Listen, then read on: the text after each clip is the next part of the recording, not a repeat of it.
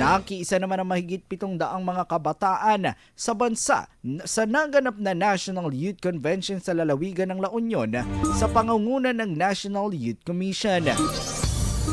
Sumentro ang tema ng pagdiriwang ngayong taon sa ALAB, Empowering the Bagong Pilipinas Generation, kung saan tinalakay ang iba't ibang mga kaalaman ukol sa youth empowerment, leadership at iba pang nakapaloob sa pagpapalakas ng kakayahan ng mga kabataan.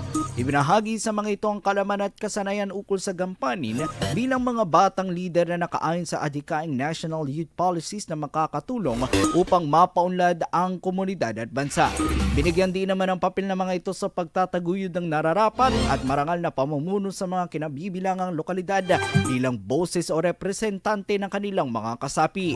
Samantala, nilahukan ito ng mga sangguniang kabataan officials, local youth development councils at local youth development officers.